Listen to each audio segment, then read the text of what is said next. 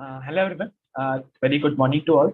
So I guess we should be waiting for a few more minutes to see if any other participants are joining, and we shall get started in the next 2 minutes.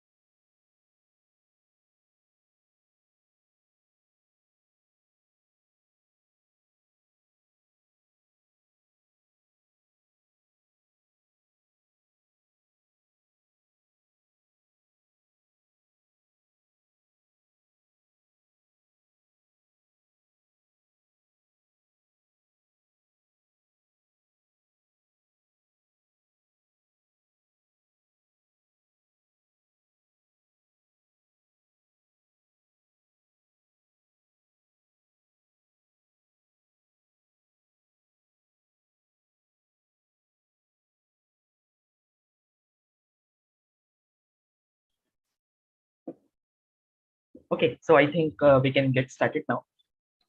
Let's see if any other participants are going to join. I hope they should be able to cop up from there. So can someone please confirm if I'm properly audible? Yes, sir, you are audible. Okay, thanks, Chandrasekhar. All right, so I hope you all would have already observed the title for the session today. So it is password strength meter. So this is an application that was given as a practice lab assignment for one of the weeks. I guess week 4. So may I know if anyone of you has tried approaching the problem statement that was given?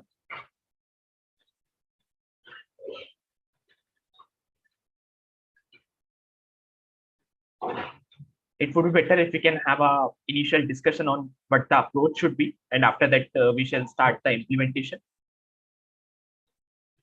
So anyone would like to present their idea or their approach that they think would be good in order to start with the implementation? Okay, not yet. Anyone else?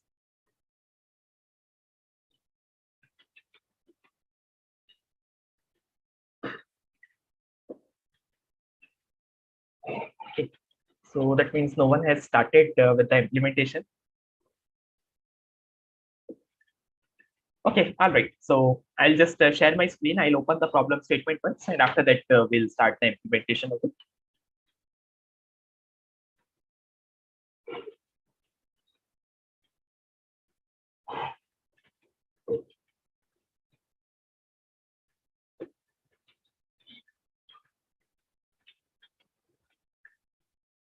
Okay, is my screen visible? Yes, sir. Okay, great. So I'll just the problem statement.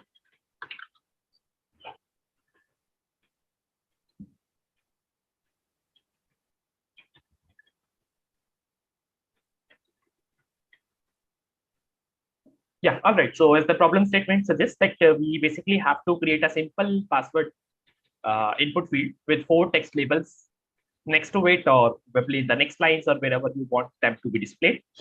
So these labels are to indicate one criteria for the password. So each label will basically indicate one condition. So those conditions are that the password has at least one lowercase character. The second has at least one uppercase character. The third has at least one number. What is it? And the last basically having one special character. Sir, I have a doubt here. Yeah. So this 4 text label means 4 character long. Is it correct? Sorry. The statement is like that, na? The password input field with 4 text labels next to it. Correct. Does that mean 4 character long? The Minimum password of 4 characters? Minimum 4 characters. Sorry? Okay, minimum 4 characters. Okay, sir. So if you want, you can even put a constant on the number of characters that you should have at least in your password. So let's say you should have at least 7 or 8 characters. That's something that you can put as a new condition or as a new label as well if you want. Yes, sir. Okay. So as you start typing, the background color of the labels will change accordingly. For example, if there is an empty password input field and you try to enter, let's say, an uppercase character, the moment you enter that uppercase character, so the background color for that particular label that basically indicates whether the password field has any uppercase character or not should change. Now those background colors, of course, we have the liberty to decide that what the change should be or what type of colors we want to go with. That we can discuss going forward. So this is basically a raw idea or an overall idea of what type of application we are going to build in today's session. So does anyone has any doubt in understanding the problem statement now?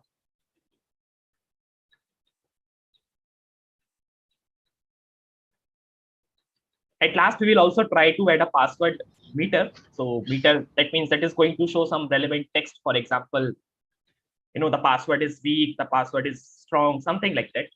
Firstly, we'll implement what is given in this problem statement, and after that, we'll go for it. Yeah. Does anyone has any doubts so far? No, sir. Okay, great. So, no, sorry, do you have anything? No, sir. No doubt. Okay. All right. So I'll just create a project and we shall start the implementation.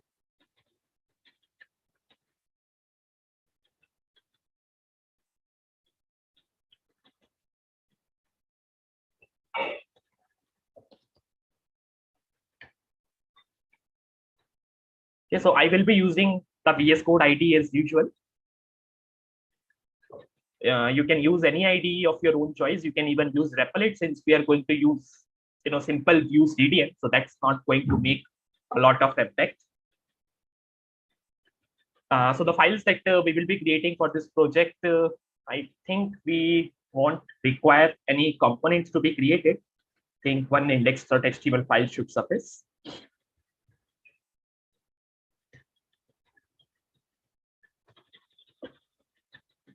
And after that, we shall create one JavaScript file. So let's say script.js, something we are looking here.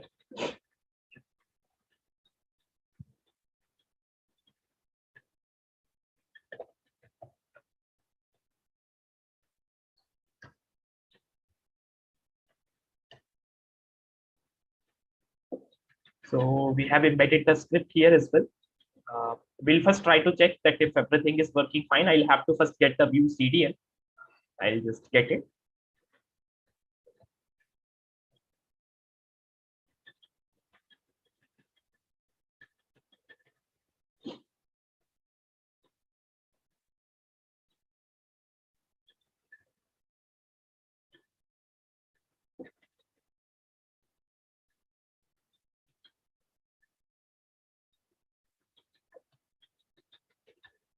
So what will I do is I'll do some initial testing. So I'll create a div here and I'll, let's say, write some text, say message, and I'll provide this div element an ID.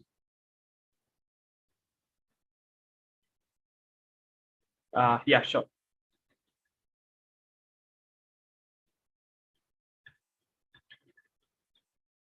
So this is what I have pasted as view CDN. Okay, so let's give this div element an ID. Let's say it is going to be app. Now we'll create a view object. So I hope you all are aware that how can we create view object. We are not assigning it into an object, as I feel that we won't be requiring any changes to be made explicitly. If there will be a need, we shall do that. But right now, I don't see any need of doing that. So the element that we are going to bind this object with this app that we have defined the ID for the div element. And for data attributes,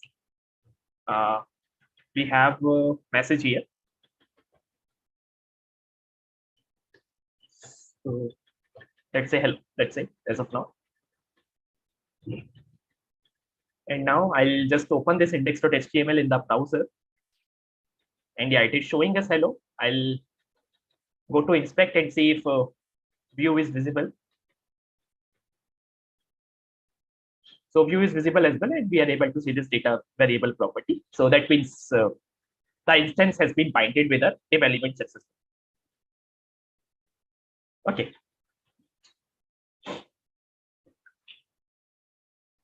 So now if we move towards the implementation of our app, so what we can do here is we can provide one heading first that shall display the title for our application. So I'll just give it the same password strength meter. Let's omit application part here. All right, this is S2. So what is the very basic thing that we need for this application to work? We need an input text box where the user is supposed to enter the password. And accordingly, we'll change the background colors of the labels. So in order to create a password field, what will I do is I'll say paragraph, enter the password, and after that I'll create the input. I am not creating it of type password so that we can even see that what all characters we are typing here. So I'll just keep it a simple one that is text based. Okay. So if we'll see in the browser, we should be able to see that. Yeah. All right. Now, after that, what else do we need? Can someone tell? Let us just create a new line. So we basically need certain labels here, right, in order to show what all conditions are being satisfied for the password that is entered in the password field by the user. So I'll start creating these labels, and let's say this is going to say at least one. Sir, can we use p tag here instead of label? Is anyone saying something? Yes, sir, I am saying. Your voice is kind of very low. Can you try to speak a bit loud? Hello, sir. Am I audible? Yeah, you are audible. Yeah, please go ahead. Yes, sir. I'm asking that can we use p tag here instead of label, or label has some like Sure. You can use some that. benefit. No issues. Okay. Okay, so yeah, this is the label that we have created. But since we want the background color of this label to change dynamically means based on the text that is entered in this password input field. So can someone tell me that how can I basically associate a CSS property with a view data variable? So vbind style. Vbind. Correct. We can use the vbind directive. So which property or which attribute I want to bind it with? Style background color. Correct. I want to bind it with style. Okay. So we want to bind it with background color.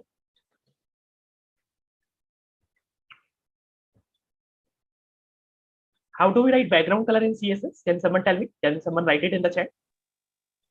So camel casing background followed by color in capital. No space. So color in capital like this? No. C only capital. Only capital C.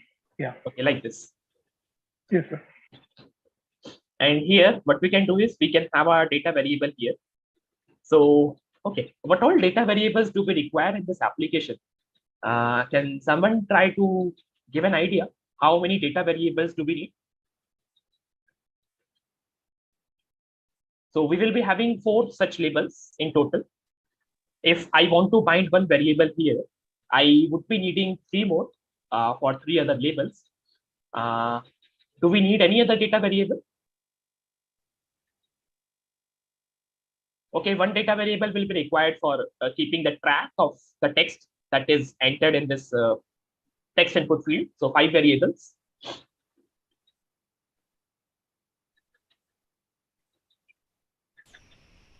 Does anybody? 5 variables should suffice. Yeah. Can we use array? Yeah, we can use array as well, but I would like to make it very simple. We can even use objects as well. That would be even more Yes, sir. simpler. Well, what can we do?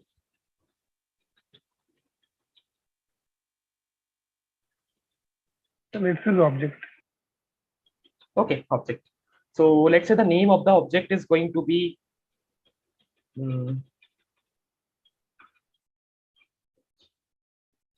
let's say track.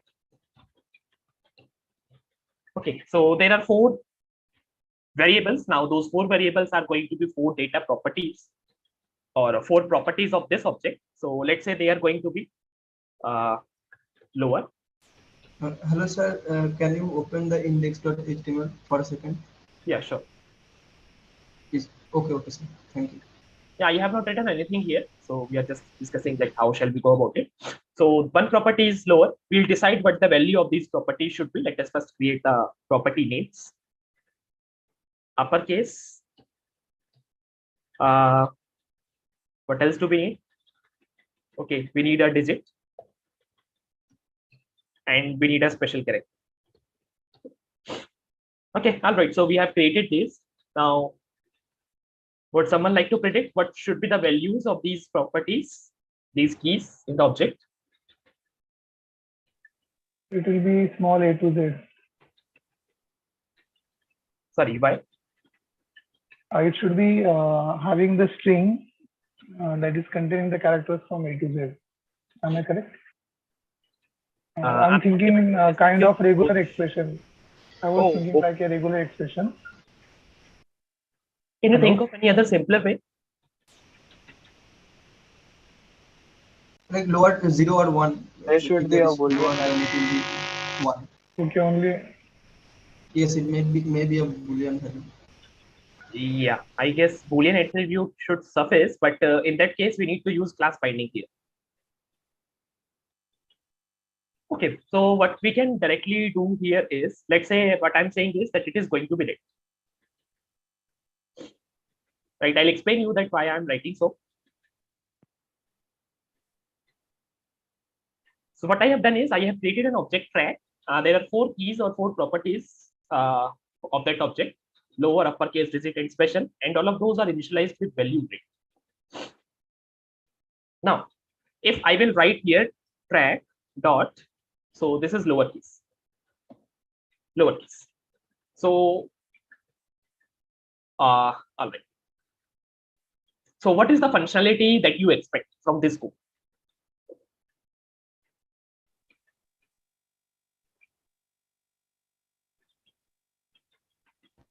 Checking for any lowercase character. It will be, yeah, we have to check for the lowercase character. Yeah, right? so how will it work?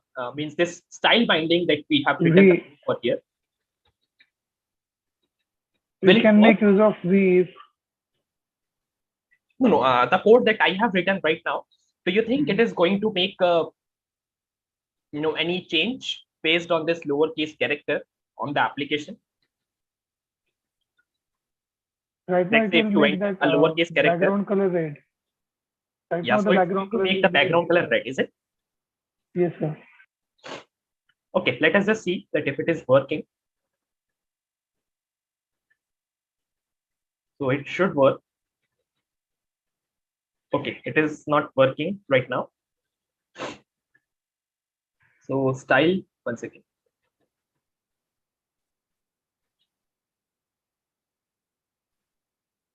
Sir, you have written lower and lowercase. Okay, so I shall make it, I can make it here. All right, this color is here, but this seems to be too dark. Hmm.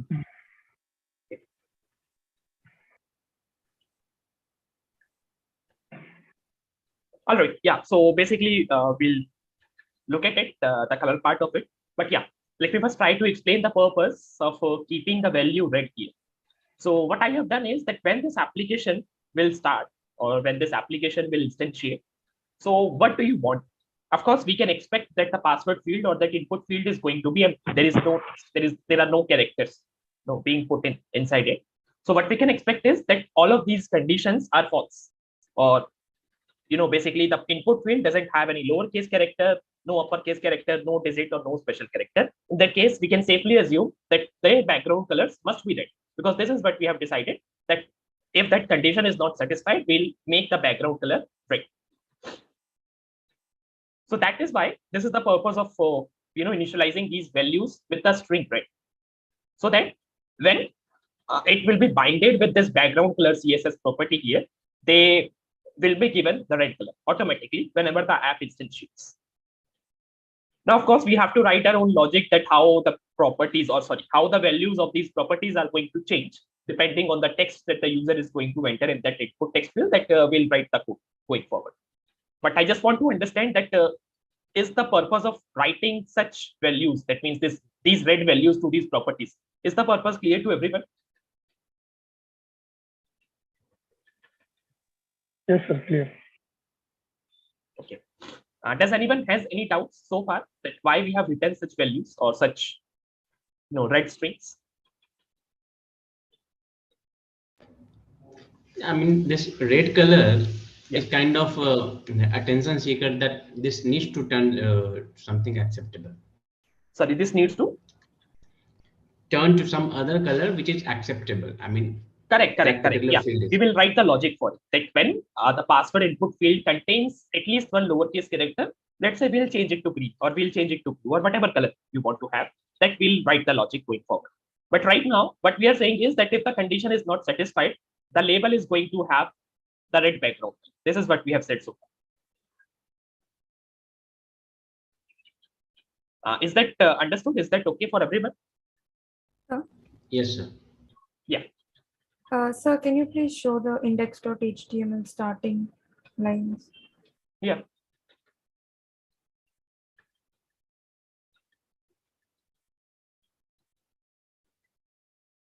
Is there any specific thing that you? No, sir. I actually joined a little late, so okay, thank you, okay. sir. Okay.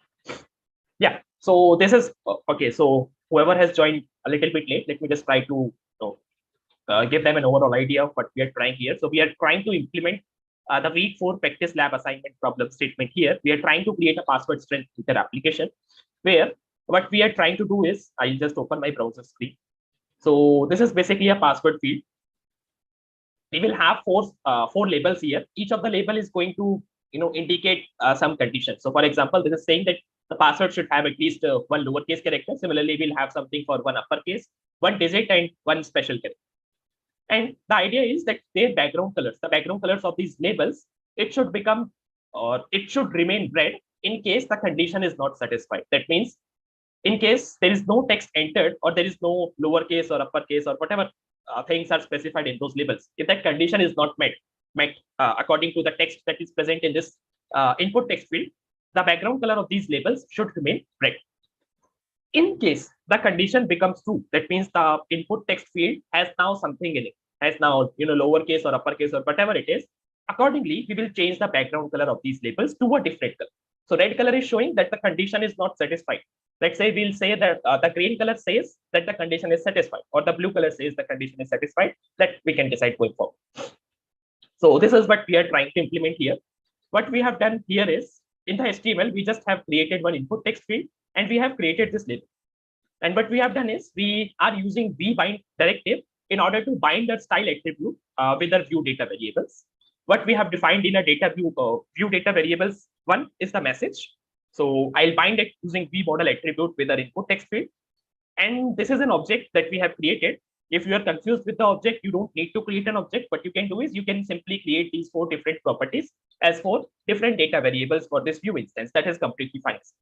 So you can simply remove this track, and lowercase, uppercase, digit, and special can be simple data variables. The reason for initializing them with red is so that whenever this app instantiates for the first time, the background color of each of these label is going to be binded with what? Track.lowercase, track.uppercase, track.digit.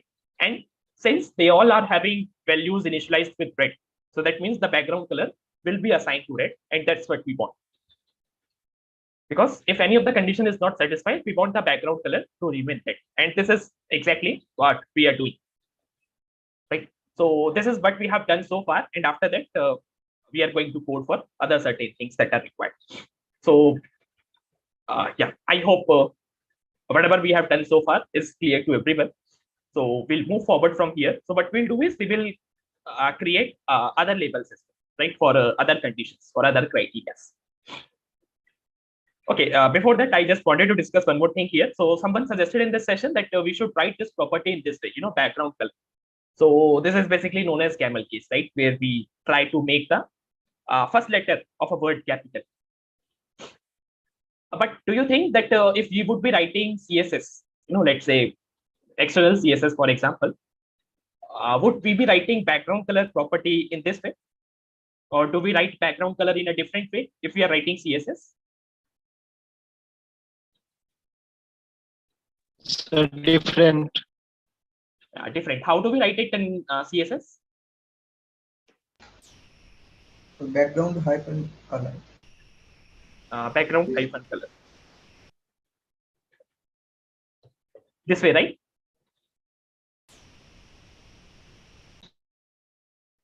Yes, sir. Yes, sir. Okay. So now, what do you think that if I go to browser and will try to refresh the page, do you think that this is still going to work? Is there any difference between background hyphen color and background color with C cap in uppercase?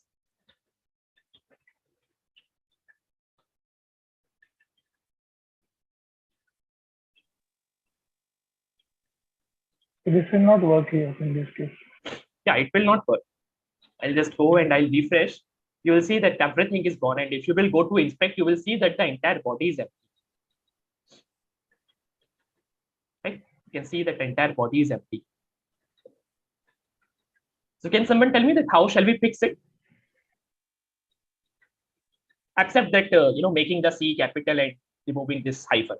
Is there any possible way to fix it with as it is? Means to add some other things if required to make it work.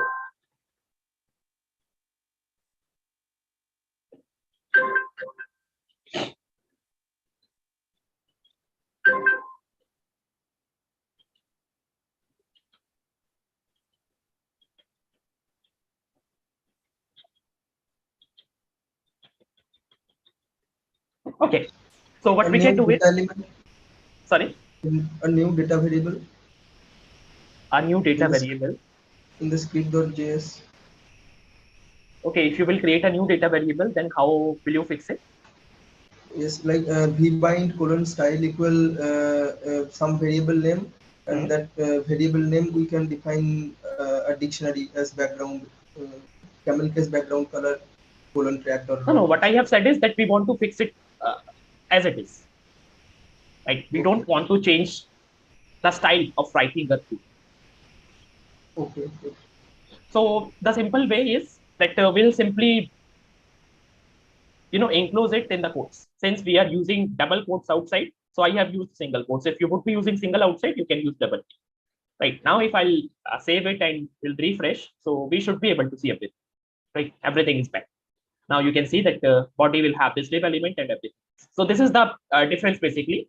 That how do you use kebab case and how do you use camel case? In case you are using a kebab case, it is mandatory for you to enclose that property inside the quotes. But if you are using camel case, you don't require to. Okay, so we can change it to the normal one that we used before, or we can even leave it as it is, whatever you want. So I'll just leave it as it is as of now. Now, what will I do is I'll just copy this and we'll paste it 3 more times because we require 3 more labels.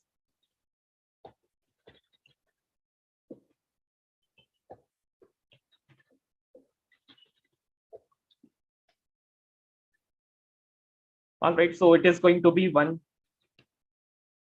uppercase character. It is going to be one number character, and it is going to be one special character. And accordingly, we'll change the property names here. So it is lowercase, it will be uppercase. It will be digit and special.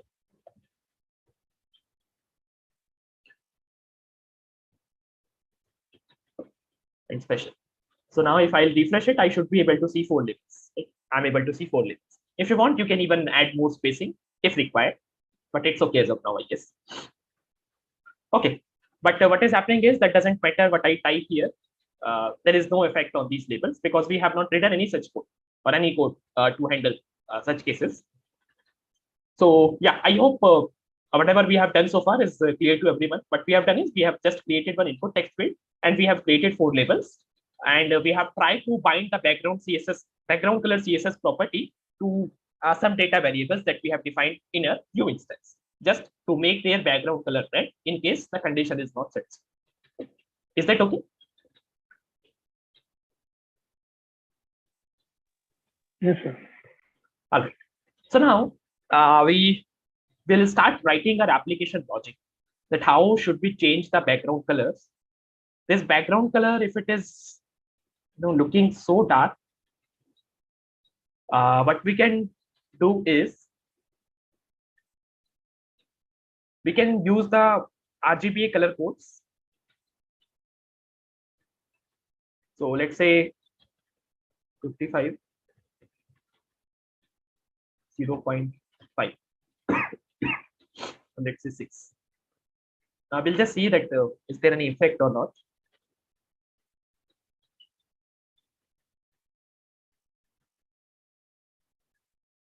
So you can see that the brightness of this color has now been changed.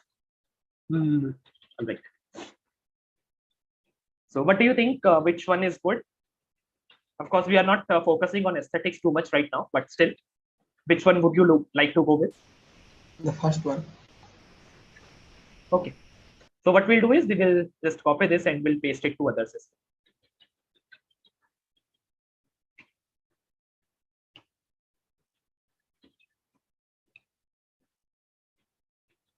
So this should work. Yeah, great. It's working. Now it's time to start writing our application logic. So this is data. What else can we have in a view instance apart from data? We can have methods. Apart from methods, we can have computed properties. We can have watchers.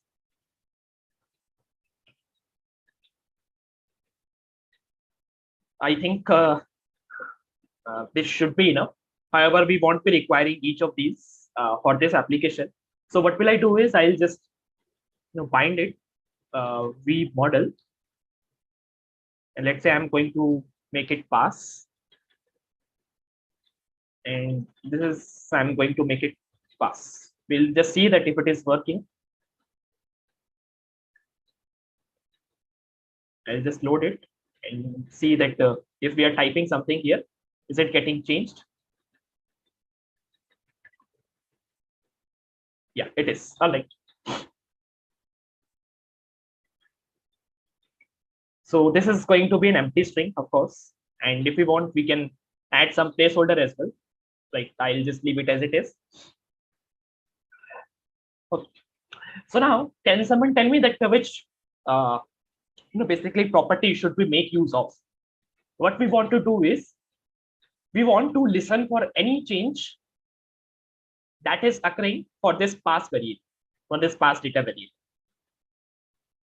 So what do you think, which can be the most easiest option for us to use in the current situation that we have? I have already told you the context, that we are basically listening for any change that is made in this pass data variable.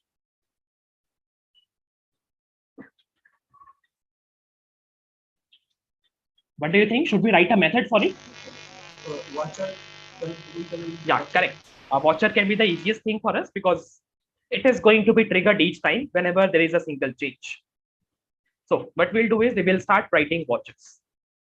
Watcher for this particular data variable, that is pass. This is going to accept two parameters or one parameter. If we pass one parameter, that is going to be the new value. If we pass two parameters, the first parameter is going to be new. The second parameter is going to be old value. But we don't really care about old value. What we are interested in is the new value. Right? What is the final value that is now present in the input text box? So what will say? I'll say new. New means the new value. That is the current value.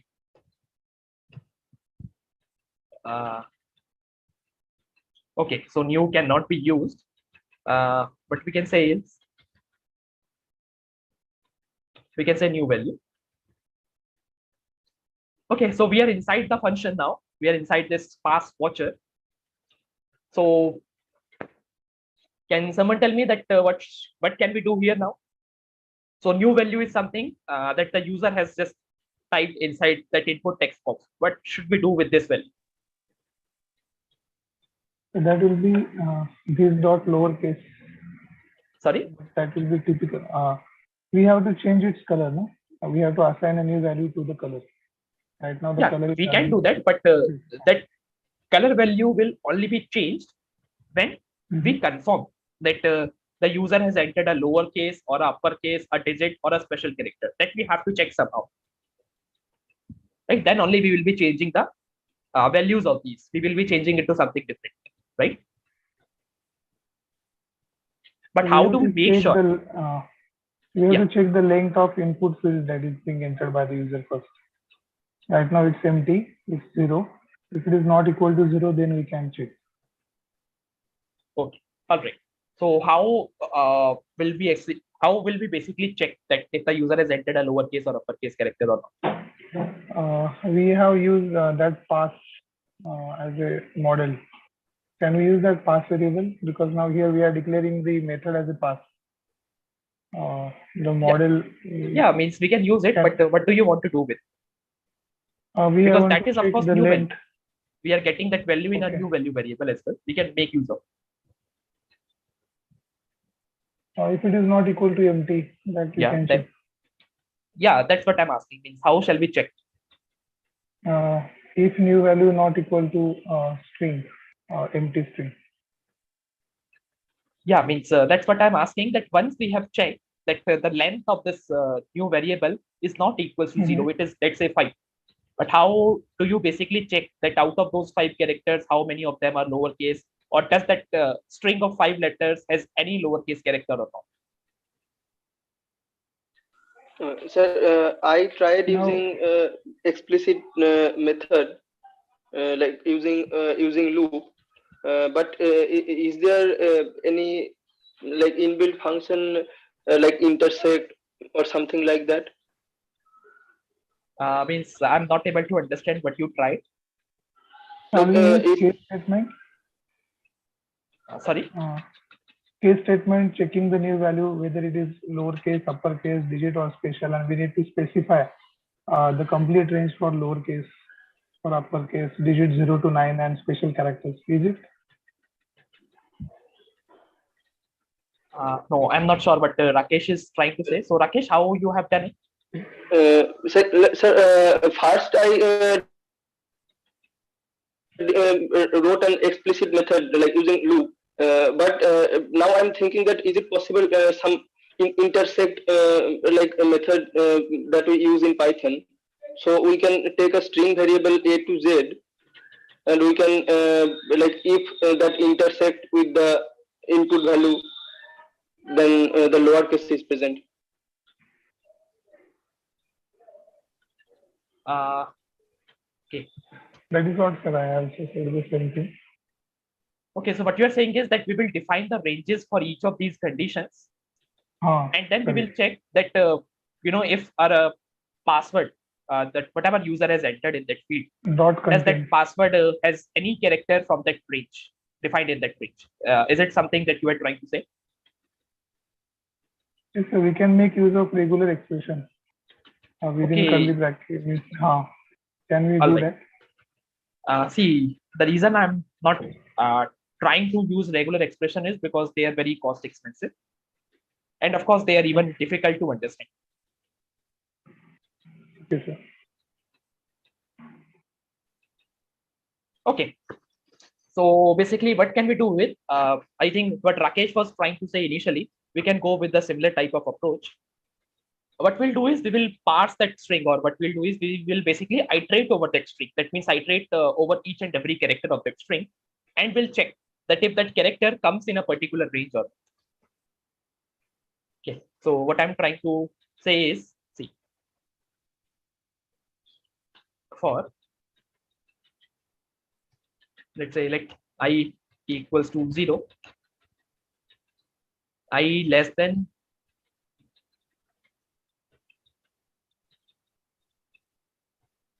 new value dot length. Can I use this length attribute for a string? It should be a length method. Sorry, Bracket. Like parenthesis. Bracket. like this. Yes, sir. It is length method, I think. Okay, can someone please confirm it?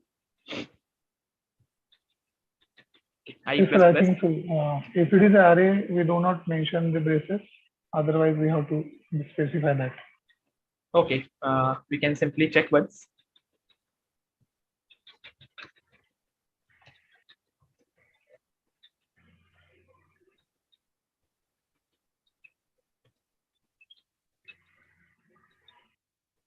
Yeah, I guess it is length. Yes. 1 second, it is Java. It's not JavaScript. So it is length one. So it's only length. Okay. All right, so it is length. Now, what we are doing is, as I have said, means we are iterating over each and every character that is there in that string, new value string.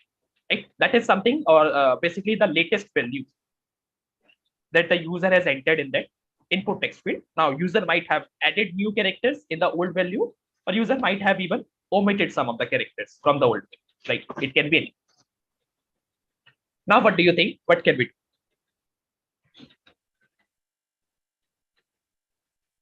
We now need to get the value that is present at each index, right? So I is going to be the variable that will be iterating, or that will be a counter variable here. So what we have to do is we have to first find out that what is the character present at ith position.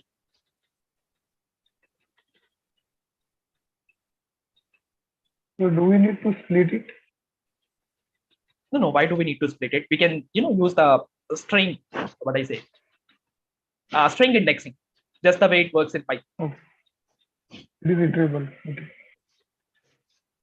Okay. So if we'll move next, one step forward, what do we do with that value? Let's say we find out that the value that is present at index 0 is A.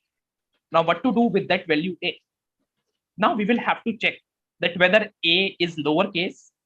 Of course, right now we know that if it is lowercase a, just that we are discussing as an example here, we know that small a is going to be, or it will come under this lowercase category. But when we are writing a program, we don't know what the user is going to enter. So of course, we need to write some generic formula here to decide that how shall we confirm that whether it is a lowercase or uppercase value, or uppercase character. So what we can do is we can basically get the ASCII or the Unicode value for that particular character, and once we get that, we can compare, because of course I hope you would have even read about the ASCII tables. We can compare those values, that if that value comes in a particular range. For example, the uppercase characters, they start from 65. If we talk about ASCII, they start with 65 and they end at 90. 65, there are 26 characters, yeah, they end at 90. Similarly, lowercase character, it starts from 97, and if you will add 26 in it, so it will become 120. So the small z character will have the ASCII or Unicode value 122. So once we get that ASCII or Unicode value, we can compare that in which range this value is coming. And once we find out that, okay, this value is coming inside this range, that will be an indication, or that will be a confirmation, okay, that this is a lowercase character, or this is an uppercase character. So did you well get the approach that we are trying to use here, or whatever I have said? Yes, sir. Sir, instead of that, can we just check that is new value of say index I less than or equal to A and greater than equal to greater than equal to A and less than equal to Z? Is that supported? I think yeah, that should work as well. But okay, I'm not sure. Maybe yeah, it would work. But what will happen in case it is a let's say a character, let's say a number? No, though then we will be writing 0 to 9 also. All possible cases we have to specify, giving OR statement in if condition. Okay, so we can create an else if let. Else if like or case statement. Okay, yeah, that can be tried as well. Yes.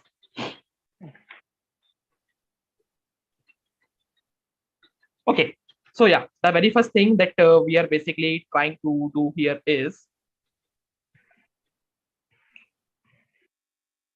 so now if I have to access a value that is present at index 0 in this new value variable, so how shall I access that? I'll simply write some code, something that would do new value at index 0. So do you think this is going to give us the value that we require? New value of Yes, it should. Yes, sir. Yes, correct. So someone has pointed out that this should be I, this should not be 0, right? Because we are iterating over a loop, in a loop. Okay, new value I, and let's say we are going to assign it to a new variable. It can be anything, let's say A. It can be any other thing if you want. And now we are going to write some code. So if So instead of this, can we define a method and call that method here? we can do that as well, but I just want to make it a little bit simple as of now. After that, we can make those changes. So yeah, if A is basically greater than or equals to, let's say we will first look for the lowercase things. If it is greater than or equals to capital A, and A is less than or equals to what it should be? Capital Z. Should be capital Z. So this condition basically gives us a confirmation that if this condition is true, that means the variable or the value that is there in this variable A at this moment, it is basically a lowercase character, right? Because that is either greater than or equals to A or less than equals to Z. That is giving us a confirmation that this value is a lowercase character value. So what shall we do in that case? We need to make some change in this lowercase property. Can someone tell me that what change shall we make here? We have to add a flag. Flag will be true. Sorry? We have to add a flag, and that flag will be equal. It will be true. Okay, we have to And add a make it flag as and an flag. object. Or we can can make it an directly object. change the Sir, background. we can change the color. Okay, yeah, I guess that would be the easiest approach, because what will happen if we will try to create flag variables here? We will end up creating so many flag variables because we have to do it for uppercase as well. We have to do it for digit as well. We have to do it for special as well. And in case we want to work with a single flag value, we are just trying to make an increment. We don't know. Let's say if the flag value results as a value 2 at last, how shall we interpret that value 2? Whether it is a low combination of lowercase or uppercase, lowercase or digit, special or uppercase, there can be so many permutations and combinations. So the easiest way could be to directly change the value. Now we have gotten a confirmation that it is a lowercase character value. So we'll just write track dot lowercase equals to, what should be the new value? Can someone tell me? 0 to 5500.6. Okay, it's going to be RGBA code. And if we are trying to make it, let's try to make it green if the condition is satisfied. So what can we write? 0 for red, 255 for green, 0 for blue, and the same alpha value for 0.6. Okay. But do you think, are we missing something here?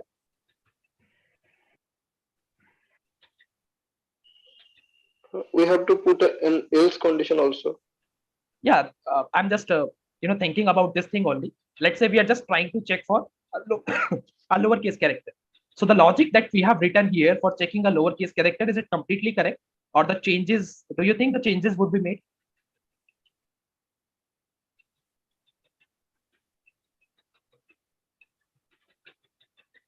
It should be this dot track. Correct, yeah. So this track is basically an object that belongs to a view instance. So we should be using this reference in order to access. Okay. Do we require this at any other place inside this pass function definition? With I, with new value, with a. Yes, new value also I think should be this dot new value. Yeah. No, why? New value is basically a parameter that we are getting inside in this function. Why should we use this for it? If we would be using this dot pass, then it would be required. But why for new value? Okay, so got it. So now we'll go here. We'll refresh it, and let's say if it works. So I'll just write A, that is a lowercase character, and see. It automatically changes the background color to what? To green. If I'll write anything else, let's say capital Y, it's not going to work. If I am going to write 1, not going to work. If I'm going to write, no, let's say a special character, it is not going to work. Because the code that we have written so far is only taking care of a lowercase character, right? So that means this is working. Now, we have to write conditions for uppercase, we have to write conditions for digits, and we have to write for other things. So can someone tell me that shall we use else if here, or shall we create if conditions? Shall we create an else if ladder, or shall we create different if conditions? We should different if conditions. Sorry? Different ifs will suffice. Okay. Does anyone has a different opinion? No, different if we should use. Okay, different if. Why should we not use else if here? In that case, if there is a lowercase letter, then other else if statements will be like cancelled. See, the reason why I'm saying that is because if we are using different if conditions, that means it is going to be a little bit cost extensive or computative intensive, because what is going to happen is each and every if condition is going to be evaluated each time, no matter what. But in case of an elif ladder, once a condition is satisfied, no other condition would be checked in that ladder. So this is saving us some cost. This is also saving us some time. Are you getting my point? That let's say if I'm writing something in else if here, and again something in else if here. So what happens is, let's say this condition is satisfied. Now, once you have made sure that the A, so A will have a character in it, right? What we are saying is that A should have one character that is going to be the ith index of this new value string. Now, once we have made sure that A is a lowercase character, do we need to really check that if it comes under the uppercase range, or if it comes under the number range, or anything else? So basically, it's inside a for loop. So for each particular character, it is checking different conditions. So we need to check for only one condition.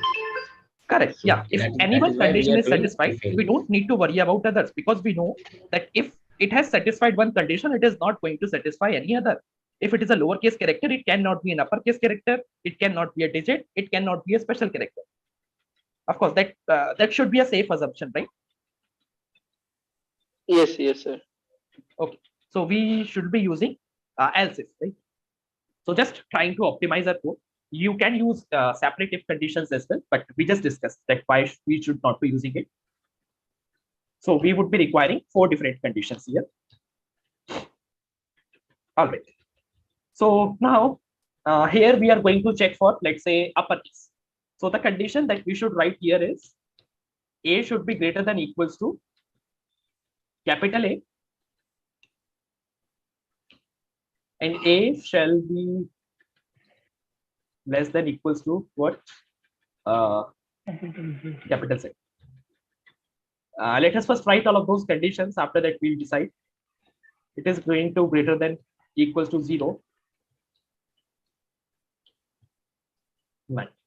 Now the last condition is for special character. How do we write it? So now we need to take the ASCII values.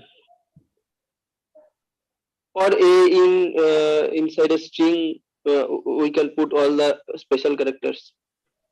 Sorry, I didn't get it.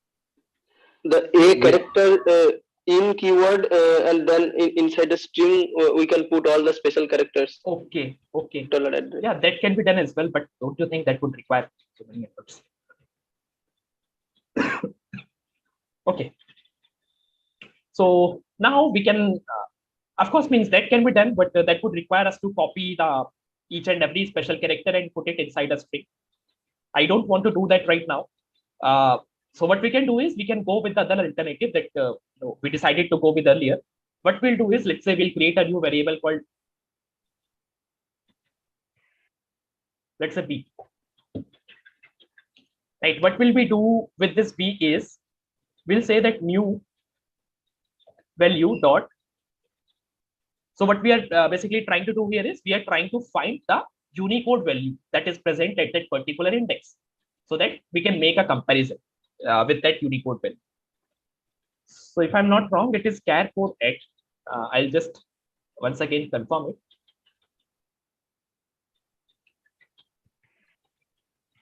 Yeah, char code at.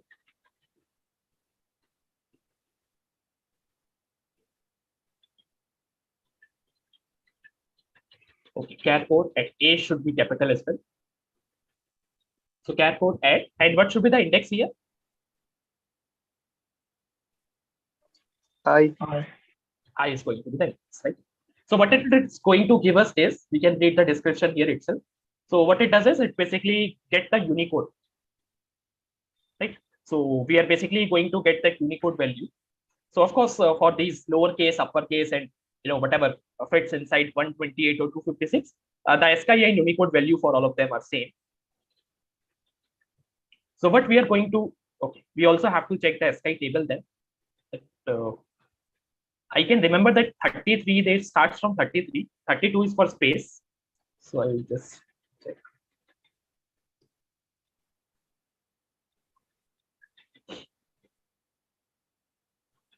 So 32 is space. So we can even consider 32 as a special character, or space as a special character. That's okay, I guess. So from 32 to 47, so 48 is where the digits are starting from. So 32 to 48 is, sorry, 47 is what we are looking at. So here we will check that if B is less than, is greater than or equals to 32, and it is less than or equals to 47. What do you think? Is that okay? Yes, sir. Yes. With all other conditions are also there. Yeah, so there are so many other special characters as well that comes inside, that comes after these number range. So 57 is the last ASCII for number. We are again starting from 58, and we are going to end at 64. 58 to 64. Okay, so we'll just put one more set of parentheses here. So not here, next to that. So Excuse me, sir. yeah. Sir, last Okay, one, okay, sorry, not sorry. here. We are putting it at top.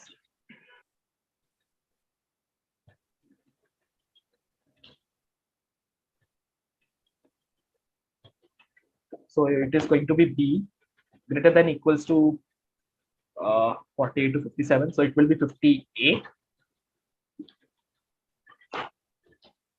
And it is going to be less than equals to 64. So can someone tell me that what should come in between these two conditions? Is it going to be an OR operator and or AND operator? Or It should be an OR operator. Correct. So if that happens, okay, we have written all of the conditions, and we hope that these all should work. What will I do is, I'll just copy this and we'll paste it.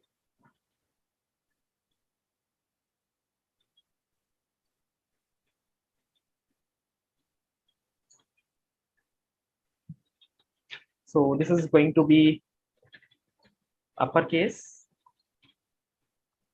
This is going to be digit, and this is going to be special. All right. So do you think, are we done with it?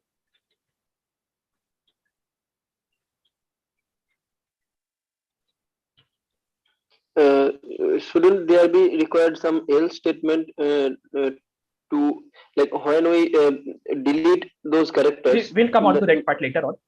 Let us first Okay. see that if we are able to change the background color in case a value that was not entered before, that means a new type of value that was not entered before, if it is entered, then will the background color of that label change? Do you think will it happen or not? In that case, it should happen. Okay, we'll just see. Sorry.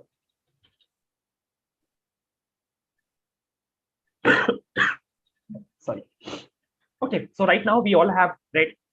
If I type one lowercase character, so yeah, it is turning into green. If I type one digit, 6, the number character or that condition is also getting satisfied. For a special character, it is working as well. And for a uppercase character, it is working. All right, so all right, I hope all of these things are working. So there was one more thing I wanted to add, as I guess one of you suggested in the beginning, that we can have something for the length as well. If the password has at least so and so many characters, I think we can have something for that as well.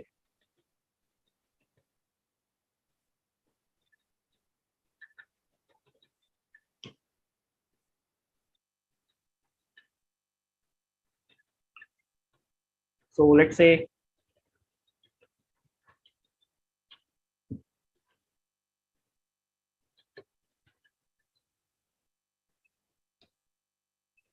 at least 8 characters. You can decide any threshold of your own choice. I'm just keeping it as 8 as of now. So track.len, I need to create one more here.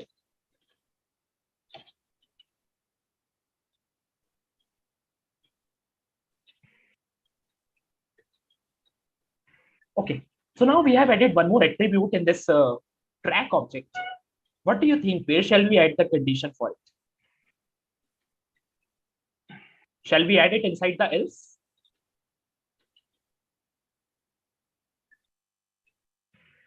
That should be outside for.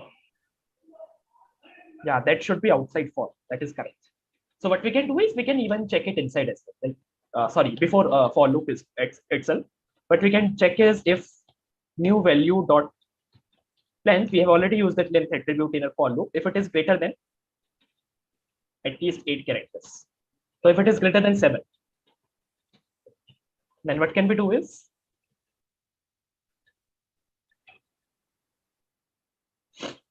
Color to be changed to the green. we can make it L, right?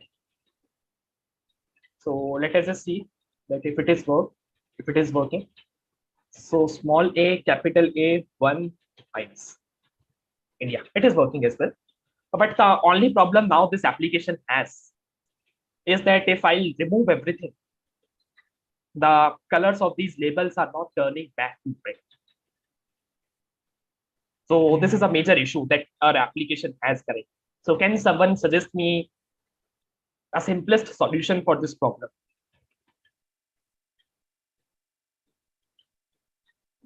Else condition, if it is not in the range, color will remain same. Okay, so if it is not in any of the range, then Yes. of course, means that should be happening here, right? If you are basically not changing or no condition is being satisfied, the color won't change. It would remain whatever it was before.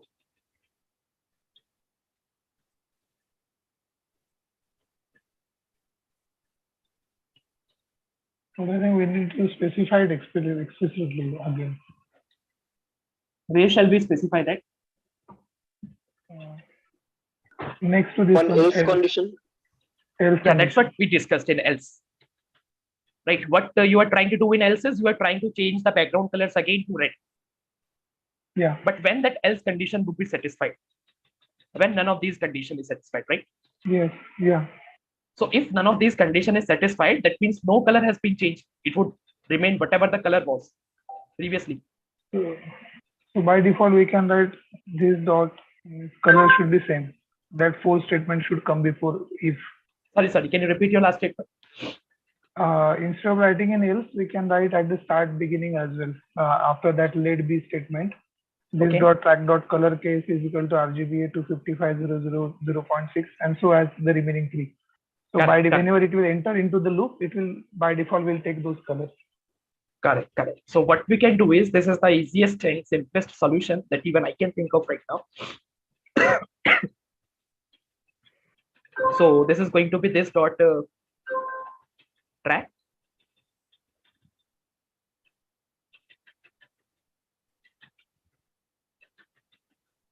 I'll explain it to you that what I have done here.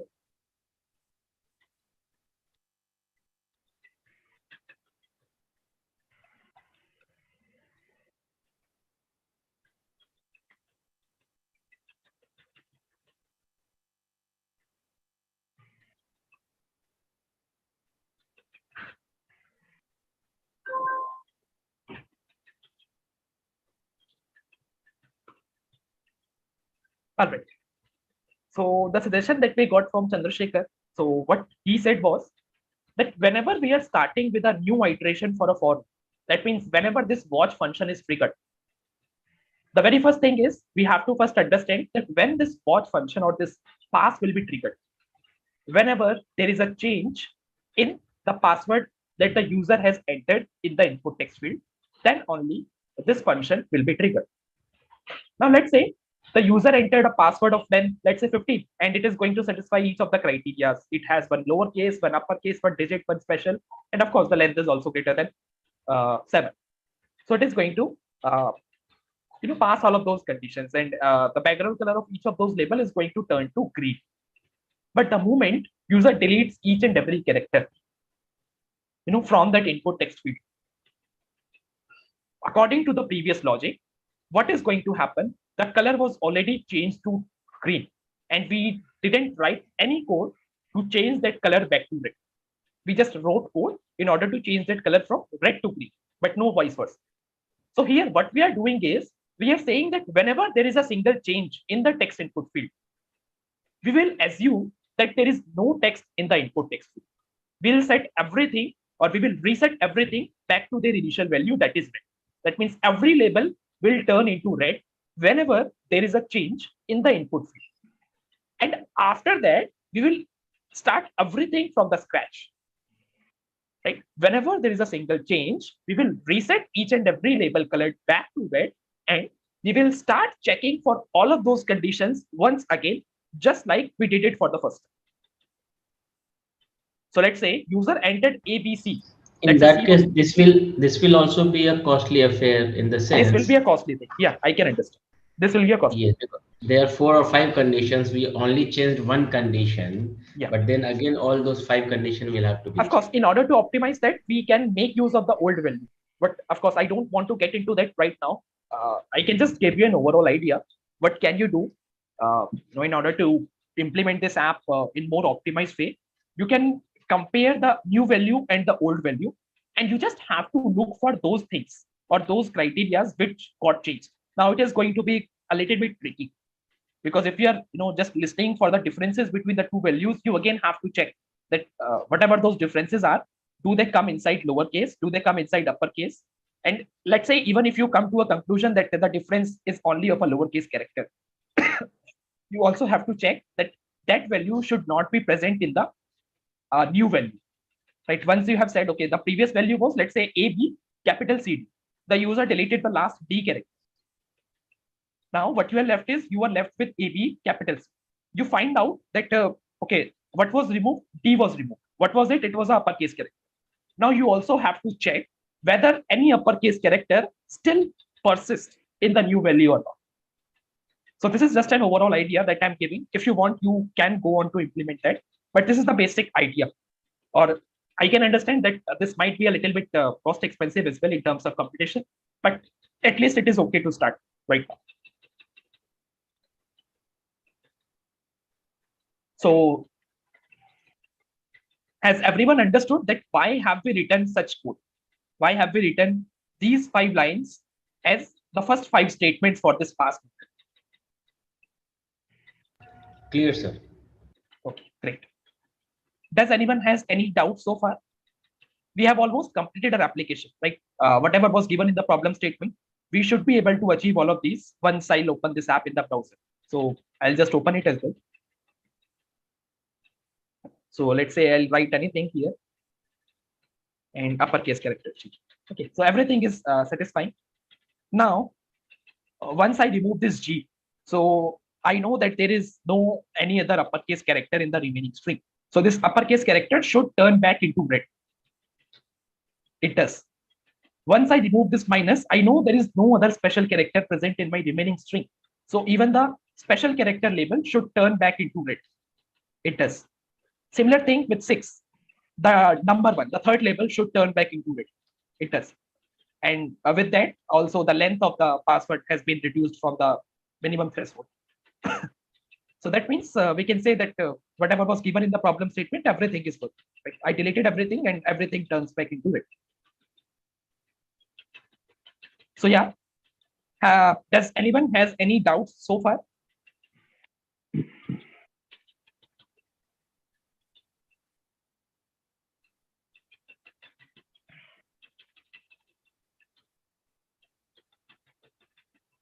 Okay, I'm assuming no one. Oh, Chandrasekhar, do you have any doubts? No, sir. Actually, I'm not getting the character changed in code. I'm missing somewhere. I was looking for that. Sorry, I'm not getting it. Logic, I understood it's working, but in my case, my code is not running. It is not changing to the green color. So I'm looking for that where I made a mistake. Okay. Okay. Yeah. Okay, sir. Fine. Okay. Yeah. So now we are almost done, or almost no, means we have completed whatever was given in the problem statement, whatever was to be implemented. We are done with it. Now the additional functionality that we want to add is to basically show some relevant text here. No, that is going to tell us that is our password a strong password? Is it a weak password, or is it something, some relevant messages like those. So we are going to add some functionality on top of whatever we have done so far, just to show those relevant messages. Okay. So what I'm going to do here is, let's say I can add that message.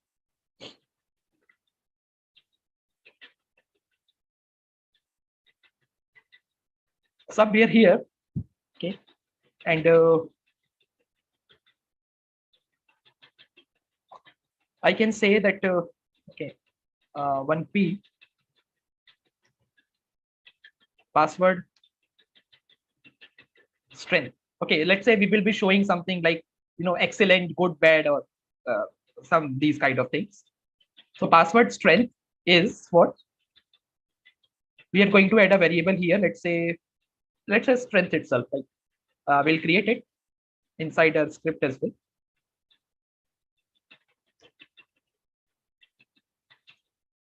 And the initial value for that strength can be so initially means there is nothing. Number? Can we use it as a number, sir? Yeah, we can use it as a number as well, but of course we need to define a scale then, right? What the scale of the displayed number is, whether it is out of 10. What I was thinking, if condition is satisfied, then we'll update it by 25.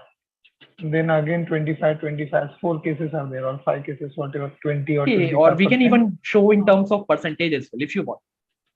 Yes, sir. That is what I was thinking. Okay. Right.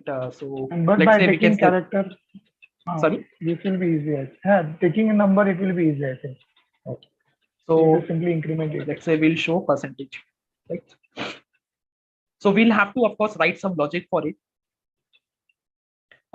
This watch function, it has already become a big definition. So now I would like to go with what Chandrasekhar said before.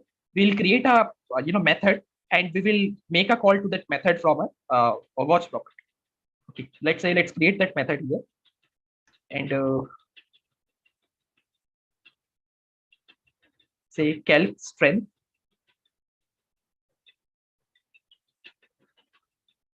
It is going to be a function. Does it require any parameters? I don't think so.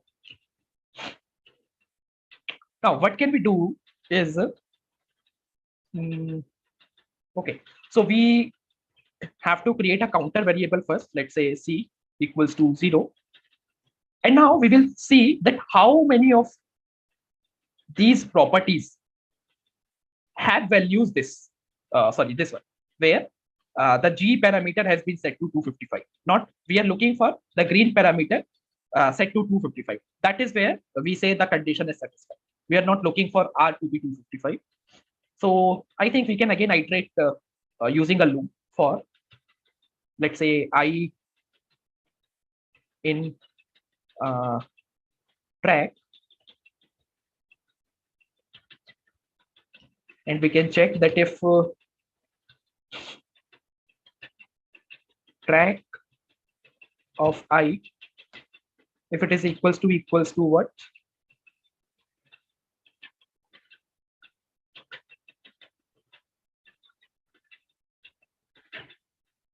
If it is this, then what we can do is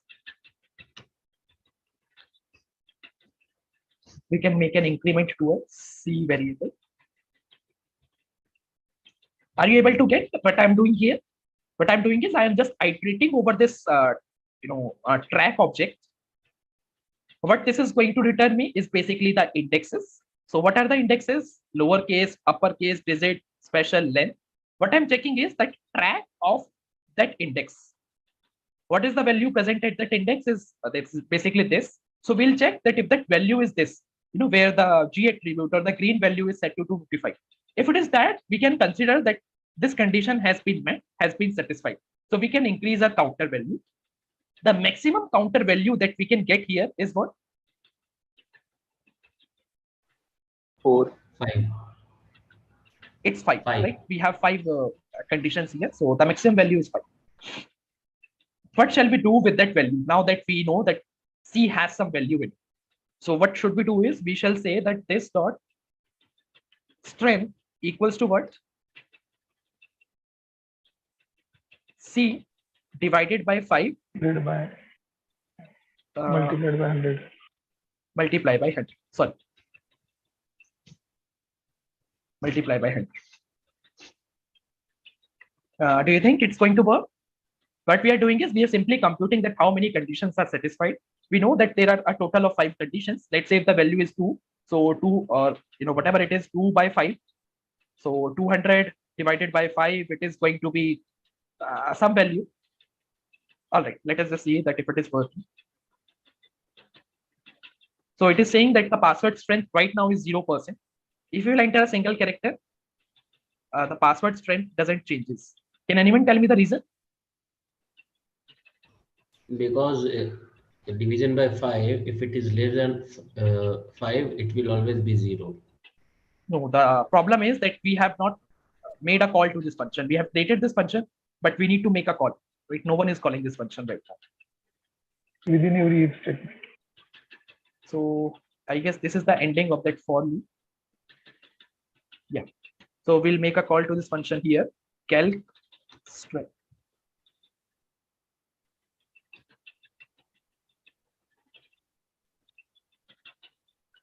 Now if we'll type A, okay.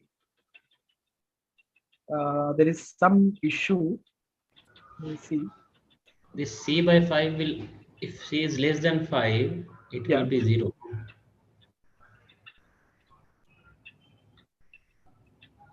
If we make all the things green, then it will become 100%. It will be either 0 or 100% in this case. Okay, why so?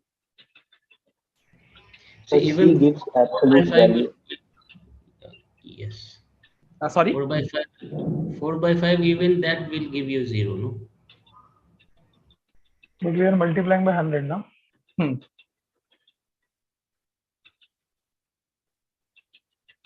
Okay, let me just check. How do we write mat.round? Okay. Sir, can you write C into 100 by 5?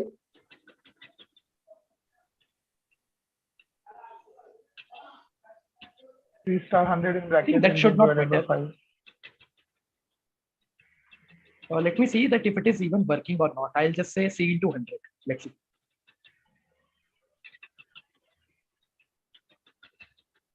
There seems to be some issue that it is not working. So there should be an input, the input parameter. Otherwise, like it should be bind with the model.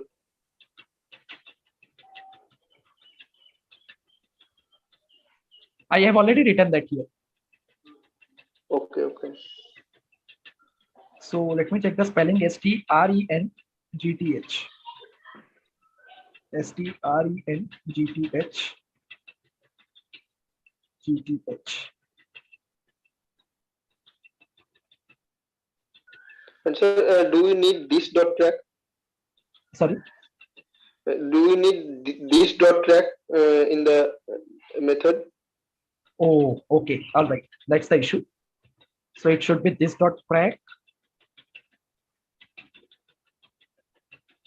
This dot track.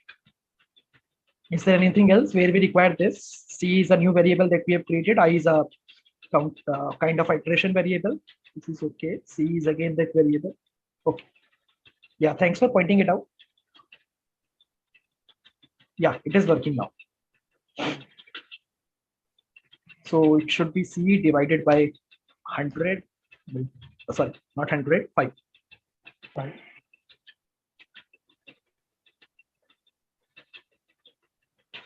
If you type A, yeah, this becomes 20%.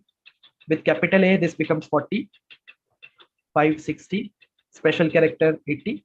Now we need to type at least 4 more characters to make it 100. G, H, I. Yeah, all right. So if we delete something, it changes to 80%. Yeah, all right. This seems to be working fine. Okay, so Sir, can you just show the method once again? yeah, here is the method.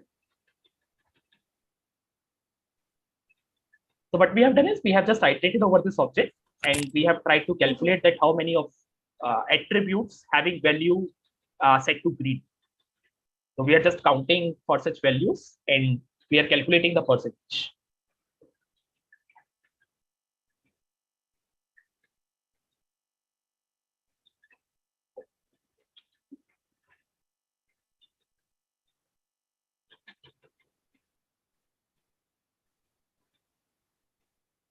Yes, sir. Thank you. Okay, great. Yeah. So does anyone has any doubts so far? We have completed what we have planned for today's session. We have completed this application basically. Now, if you want, of course, you can make this app more impressive in terms of design or however you want to do it. You can do that. The idea of this session was to just give you a simple idea how you could approach the problem statement. Hello, sir. This is very much clear, Yeah. but I want to know one more additional functionality. Like in websites, we can see some like eye icon, which if we press the password is visible, or in button. Sorry, I'm not getting it. Like if we press the icon, the password will be visible, and if we again press it, then like Okay. That you can easily do that using Bootstrap. Like no, in plain CSS, what is the method called? In place, what is the method called? I'm not getting it. No, like what is the name of the topic? Like using which function we can do that?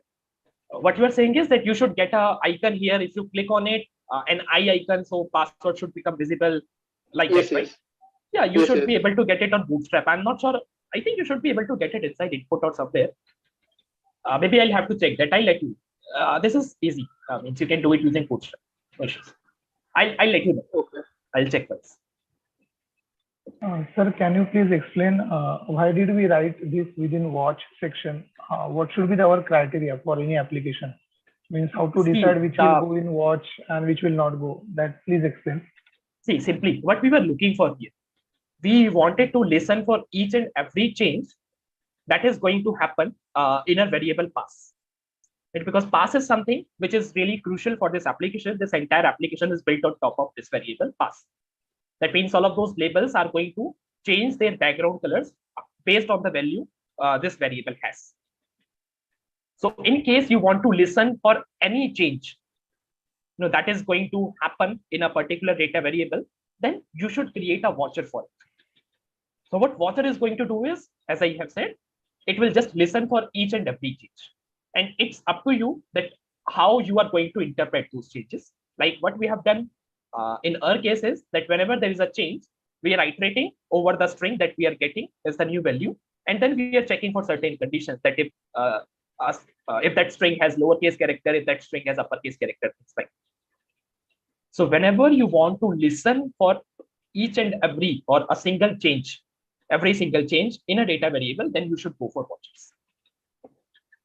Can we say for any runtime update, user input, if there is an update in a state of that application, everything that will go under watch section? You can say that, but the same things. Okay, I would say, yeah, you can say that. Okay. Thank you, So sir. what then? What is the use for method and computed? So see, the methods are just like simple standard functions. They won't be invoked until and unless you make a call to them. So what you can do is you can write some complex logics. Like what we have done is we have created a password meter, some logic for that, and we are calling that function from our watcher. Simply, what we could have done is we could have written this entire logic as a method implementation, and we could have simply made a call to that function each and every time whenever this watch function is invoked. And what happens in case of complete properties is they are very similar to the methods, but the difference is that they basically cache their results. So for example, if I am trying to call a method here, now whenever a re-render is going to happen for this page, that method is going to be invoked each and every time. Doesn't matter if it is going to generate different results or not. It is going to be. But in case of complete properties, the function will not invoke if the value has not changed. That means it is going to take the value from the cache. Now that is already available. And that function will only get invoked whenever any of its reactive dependencies changes. For example, we created a computed property where what we are saying is we are just returning, let's say we are just returning whether a lowercase character is present in this pass variable or not. So this pass is a reactive data property for that computed property. Now, if you just open this application, you just try clicking on refresh, or let's say there are some other functionalities available that has nothing to do with this. What you will do is you will click on those buttons, something is happening. So doesn't matter how many times a re-render happens for this particular page, that computed property or that method won't be invoked because we are not typing anything here. And since we are not typing anything here, no change is going to be made inside that pass variable. So the difference between methods and computed properties is that computed properties cache their responses and they only get invoked whenever there is a change in the reactive data properties that they are listening for. But methods, they get invoked each time whenever a re-render happens or whenever you make a call. Okay, does that answer your question? So in case we have to check the whole answer, meaning we are not checking for like temporary changes, so we go for computed. No, I didn't get it. See, computed properties are mainly used that if you want to update a value on your screen somewhere, that may happen. The change to that value may happen frequently or may not. Computed properties can be used in either case. I'm not able to understand whether you are trying to compare computed properties with methods or with watchers. I mean, I just wanted to understand, like, what are the three? I mean, what is the difference between all three? So see, watchers are used whenever you want to listen for each and every single change to a reactive property or to a data variable. Methods, just treat them as simple functions, like you would have done it in vanilla JavaScript, like you would have done it in Python. The functions are just you can say it is a set of blocks, or you can say it is a set of some statements, some code statements, which are going to be invoked whenever there is a call explicitly for them. Otherwise, they will just remain as it is. They won't get invoked. Right? Doesn't matter what. And now computed properties, they are very similar to the methods, but as I have explained, that whenever a re-render happens, those computed properties are not going to be invoked again or not going to be calculated once again, because their value has already been cached, and the cached value will be taken into the consideration, and it will only get invoked. It doesn't require a re-render to happen to invoke a computed property. Whenever there is a change in the reactive data property, it will automatically get invoked, and whatever value it returns, that would be updated on the screen automatically. Okay, sir. Understood.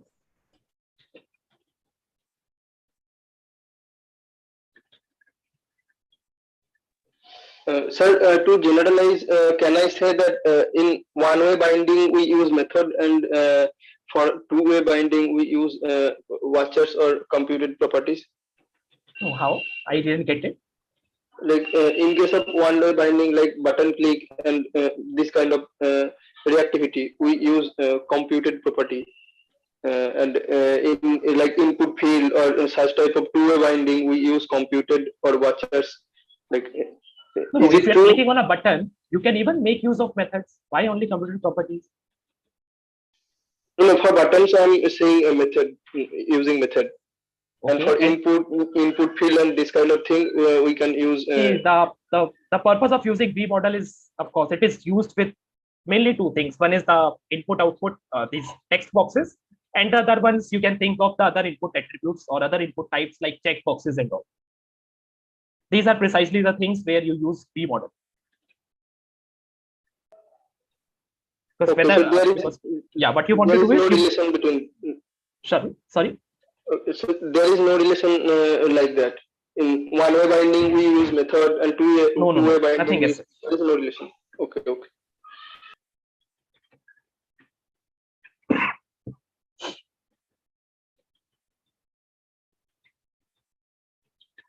Okay, does anyone has any other doubts?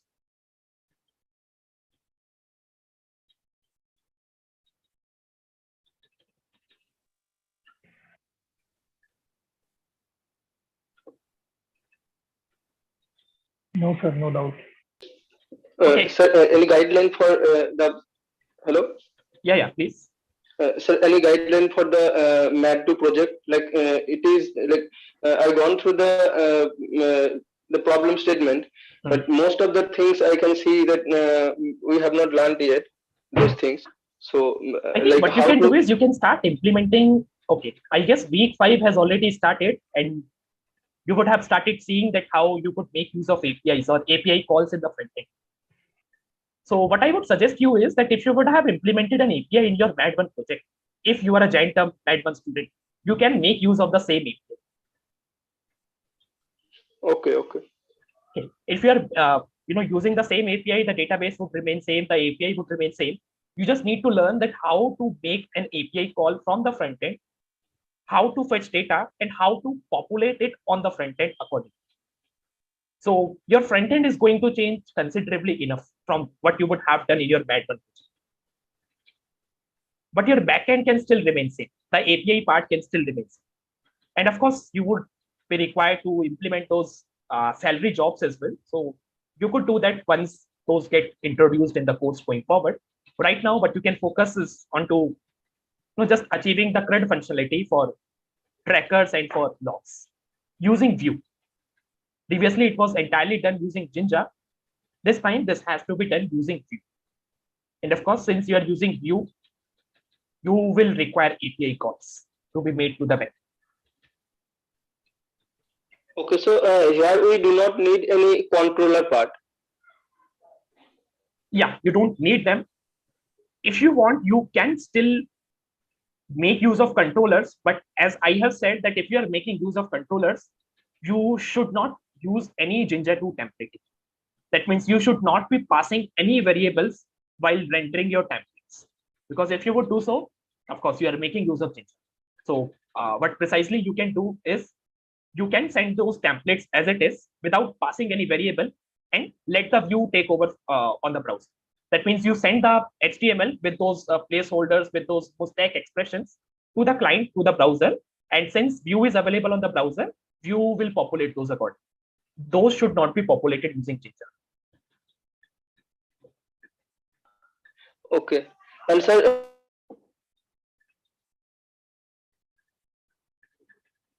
in the one basic level of templating was using inside a string. We wrote all the HTML code. Rakesh, I then lost you in the next. for last 10 seconds. I couldn't hear what you said. Not sure Okay, if okay. it was problem with you. Am, Repeat am I again. audible now? Yeah, you are audible. Yes, sir. Am I audible now? Yeah, you are audible now. Like in the yes, sir. In the first level of Jinja 2, we to define template we used inside a string. But then we learned a new approach that we can use render template function. Okay. So is there anything in Vue? Like in Vue, we also writing inside a double quote string. So is Double quote string, there I'm any not getting render it. template function in Vue? No, Vue is not Like something when that we you are use. defining components. Sorry. Can you repeat again? Yes, I am asking that when we are writing a component, so in that we are defining template as inside a string. Okay. All the HTML code inside a string. So Yeah. is there any approach? So Okay, I got it. That means you can define template as a different HTML file. This is what you're asking. Yes, sir. Yes, sir.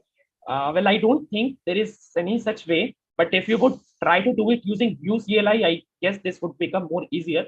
But I don't think with Vue CDN there is any way of doing that. You have to define the HTML in that template.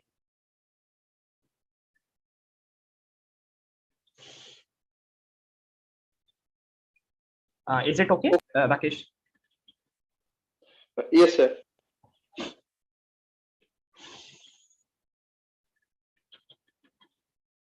Okay, so I guess we are almost done. So I don't think you would require this code. This is simple enough. I hope you can write this application on your own easily. But anyways, I'll post it on Discord after this session. But I would encourage all of you is to basically roll out your different versions of this application. We would be really happy if you could come out with some additional features on top of this itself. Well, we'll see. So we'll post it on Discord. Yeah, we can build something on top of it. So tomorrow morning, we are going to have a quiz revision session. So please join the session if you have any doubts. So precisely, we are going to discuss about the mock paper that we have released. I hope this is going to cover each and every concept from the syllabus from weeks 1 to 4. But in case still you have any questions, we would be happy to answer those. I'll just stop sharing my screen.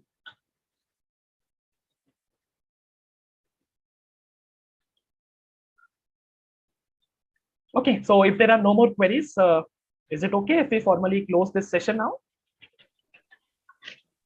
Yes, sir. Yes, sir. Thank you, sir. Thank you for the session. Thank you, sir. Have a nice day. So yeah, we'll meet you tomorrow at 9 a.m. again. Yeah, we'll start the revision. All right, so thanks. Have a good day. Bye-bye. Thank you, sir. Bye. Thank you, sir.